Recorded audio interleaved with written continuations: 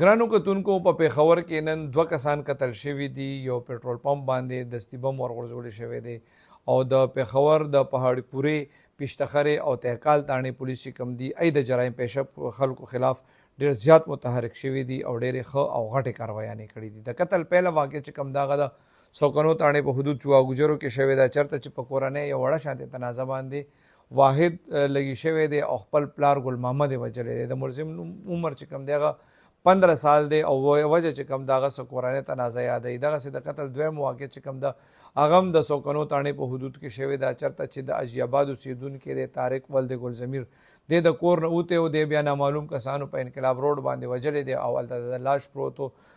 پولیس د نامعلوم کسانو خلاف اف ای آر درج کړی دی. درېیم واقع چې کوم دغه په رنګ روډ باندې دیر کالونۍ سره شوې ده، چېرته چې د توفیل نومي هلک په پېټرول پمپ باندې نامعلوم کسانو هینډ ګرنیډ ورغورځولی دی، بیا هغه خلاص شوی دی. په دې کې د هغې 2 مزدوران او 2 نور کسان چې کوم دي زخمیان شوي دي. وجه دا ده چې دوی وایي څه ورځې پهله دي نه په وټساپ نمبر باندې یو میسج راغلی و، هغې کې ترې بته غوښتې وه.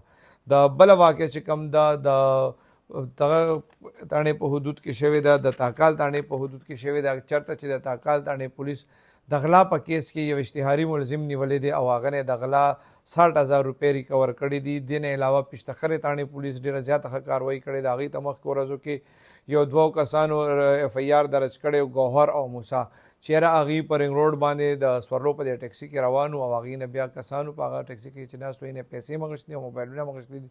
پولیس دې کې بیا اف ای آر درج کړی او دې کې 2 ملزمان نیولي دي چې یو تعلق خیبر ایجنسۍ سره دی، د بل تعلق ګلبهار سره دی. پولیس وایي دي نه دي 16 موبایلونه هم ریکور کړي او 1 لاک روپۍ هم ریکور کړي دي.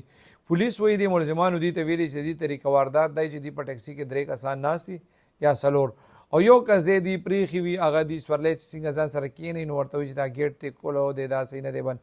وایي هغه سړي چې توجه هغه ګیټ ته شي نو دې ته بیا جیب کې چې ورسره پیسې وي او که موبایل وي هغه ترې وباسي او بیا اکثر کیسونو کې بیا هغه سړی دی بې ځایه کوز کي.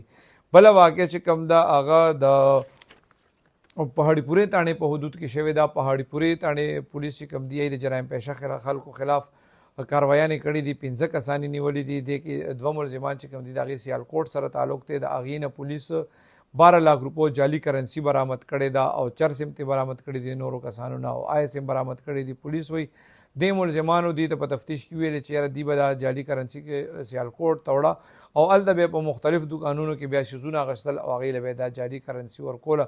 خو زه الله پاک هغه دوکاندارانو ته خیر کړی دی او هغې د جعلسازانو نه بچ شوي دي.